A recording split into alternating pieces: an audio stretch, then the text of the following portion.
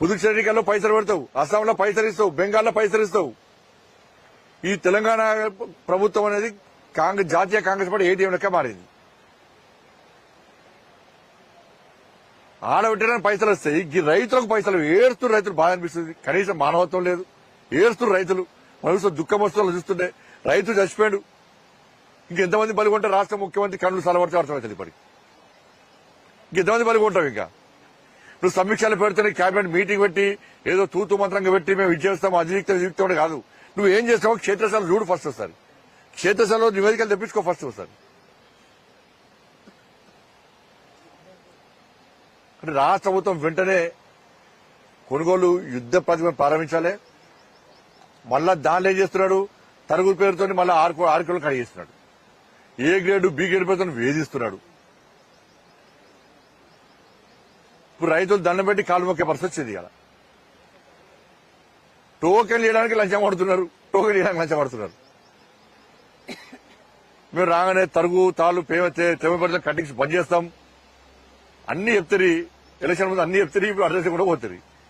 అరే కేంద్రమే మోడీ ప్రభుత్వం పైసలు ఇస్తున్నది, నువ్వు కొనుగోలు చేయడానికి నీకు ఇబ్బంది ఏందని చెప్తే దాని కూడా సమాధానం చెప్పలేక, కొనుగోలు చేసే దమ్ము లేక, ఒక ప్లాన్ లేక, ఒక ప్రణాళిక లేక రైతులు ఇబ్బంది పడితే వాళ్ళు ఎన్ని రోజులు పడిగా కూడా వస్తారు. ఇంకా ఎండల సామాన్య ప్రజలు బయటికి వెళ్ళడానికి ఇబ్బంది పడుతున్నారు.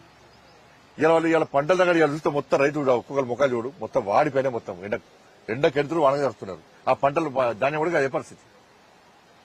ఇప్పుడు నష్టమైన రైతులు కానీ పైసలు ఇస్తారని ఒక్క పైస ఇయ్యాడా? మరి వెంటనే రాష్ట్ర ప్రభుత్వం యుద్ధ ప్రతిపాదన పునః ప్రారంభించాలి. ఇలాంటి తరుగు తాలు తేమ పేరుతో కటింగ్స్ లేకుండా వాళ్ళ పంట కొనుగోలు చేయాలి. వెంటనే వాళ్ళ అకౌంట్లో పైసలు వేయాలి. కుంటి సాకులు చెప్పి ఈ తిట్టుడు బంద్ చేసి వెంటనే యుద్ధ పనికి చేయాలని చెప్పి నేను రాష్ట్ర ప్రభుత్వాన్ని డిమాండ్ చేస్తున్నా. అందుకే ఇలా కొనుగోలు కేంద్రానికి వచ్చి ఈ పరిస్థితి చూస్తున్నా. తెలంగాణ రాష్ట్ర వ్యాప్తంగా అదే పరిస్థితి బట్టి ప్రభుత్వం రైతులు ఆదుకోవాలని చెప్పి నేను డిమాండ్ చేస్తున్నా. దాంతోపాటు నిన్న కేబినెట్ సమావేశం ఏర్పాటు చేసి, ఎందుకంటే ఈ నెల 10వ తారీఖున నరేంద్ర మోడీ గారు వస్తున్నారు. నరేంద్ర మోడీ గారు వచ్చినాక వీళ్ళకి ఇబ్బంది ఉంటుంది. ఈ ప్రభుత్వం పుట్టగతుండయి తెలంగాణ రాష్ట్రంలో బీజేపీ ఒక వాతావరణ నిర్మాణం కాబోతున్నది. అస్సాం నుంచి ఆ కాషాయం గాలి కలకత్తా పోయింది, బెంగాల్ వెస్ట్ బెంగాల్ పోయింది, వెస్ట్ బెంగాల్ నుంచి ఇప్పుడు తెలంగాణకు 10వ తారీఖు రాబోతున్నది. ఈ కాషాయపు తుఫాను తట్టుకోలేక భయపడి రేవంత్ రెడ్డి ప్రభుత్వము కేబినెట్ మీటింగ్ పెట్టి ప్రజల దృష్టి మళ్లించడానికి ఇవాళ సిబిఐ పేరుతో మళ్ళా నాటకాలు ఆడుతున్నది. ఇవాళ కాళేశ్వరంలో ఎన్నికల ముందేమో కాళేశ్వరంలో 1,00,000 కోట్ల స్కామ్ జరిగిందంటే రేవంత్ రెడ్డి అన్నాడు. సిబిఐకి రాష్ట్రప్పుడు మాత్రం 9,000 కోట్ల జరిగిందట కాళేశ్వరంలో. ఇంకా మోటార్లు 300 మోటార్లు 1,600 పెట్టారు. 3,000 మోటార్ అయితే ఉన్నది.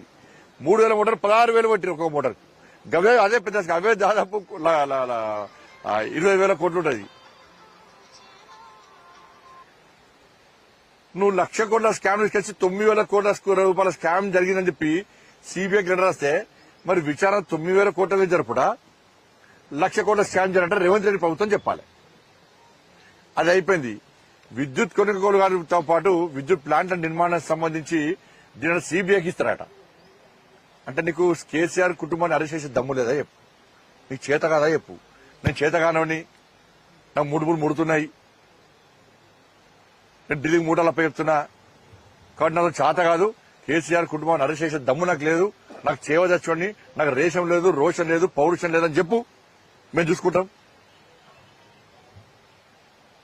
నీ చేతికి మట్టంటద్దు, మా భుజం తుపాకి పెట్టి వెళ్తాడు, అంత అమాయకులమైంది. ప్రజలంతా పిచ్చోళ్ళు లేదు. ప్రజలు నీ నాటకాలు అన్నీ తెలుసు. ఇవాళ ఫోన్ ట్యాపింగ్ విషయాల్లో చెల్లించుకోకపోతుంది, ఈ ఫార్ములా కారేష్ విషయంలో చెల్లించుకోకపోతుంది, డ్రగ్స్ కేసులో చెల్లించుకోకపోతుంది, ఫామ్ హౌస్ కేసులో చెల్లించుకోకపోతుంది. కాళేశ్వరంలో అదే పరిస్థితే. ఇప్పుడు మన కొత్త విద్యుత్ కొనుగోలు నివేదిక ఎప్పుడు వచ్చింది చెప్పు నాకు. ముఖ్యమంత్రి చెప్పాలి. 2024 అక్టోబర్లో విద్యుత్ కొనుగోలు సంబంధించి నివేదిక వచ్చింది. దానిలో కేసీఆర్ తప్పిదం వల్లనే ఈ అక్రమాలు జరిగినాయని చెప్పి పూర్తి నివేదిక వచ్చింది. సంవత్సరంన్నర నుంచి ఫైల్స్ కాబట్టి సంఖ్యలో పెట్టుకుంటేవి కనీసం కేసీఆర్ మీద చర్యలుకునే దమ్ములేదు నీకు. విచారణ టైంలో కేంద్ర ప్రభుత్వ అధికార సంస్థలున్నాయి అని చెప్పి అప్పుడు గుర్తురాలే నీకు. అది ఈ సంవత్సరం గుర్తురాలే.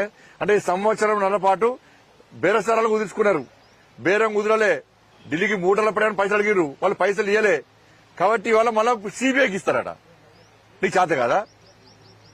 నువ్వు విచారణ జరిపితే కేసీఆర్ తప్పిదం వల్లనే ఇదంతా జరిగిందని చెప్పి ఆ కమిషన్ నివేదిక ఇచ్చిందా లేదా? ఇచ్చినప్పుడు చర్యలు ఎవరు తీసుకోవాలి? నువ్వు కేసీఆర్ కుటుంబం చర్య తీసుకోవాలి. ఎందుకు తీసుకుంటలేవు? సిబిఐకి రావాల్సిన అవసరం ఏమొచ్చింది అంటే ఇప్పుడు సిబిఐ పెడతాను మన కేంద్రం ఏం చేస్తలేదు, సిబిఐ అరెస్ట్ చేస్తలేదు అంటే నువ్వు ఏవగానే మేము చేయాలా? చెప్పు, నువ్వు చేత కాదని చెప్పు, మళ్ళీ చెప్తాను చేత కాదని చెప్పు, మేము చూస్తాం. మేము సిబిఐ పేరుతో కేంద్ర ప్రభుత్వం బదనం చేసే ప్రయత్నం చేస్తే అది ప్రజలు నమ్మరు. నీది బీఆర్ఎస్ పార్టీ దోస్తానం మొత్తం ప్రజలకు తెలుసు. నువ్వు కేసీఆర్ కుటుంబం మీద చెల్లించుకునే దమ్ము నీకు లేదు, ఈ ప్రభుత్వం లేదు. బీఆర్ఎస్ కాంగ్రెస్ ఒక్కటన్న విషయం ప్రజలు తెలుసు. మీరు మీద కొట్టాడతారు, మీద మీద తిట్టుకుంటారు, కానీ లోపల కలిసి ఉంటారు. అందుకే కేసీఆర్ కుటుంబం మీద, కేసీఆర్ ప్రభుత్వం అవినీతి మీద విచారణ జరిపే దమ్ము నీకు లేదు కాబట్టి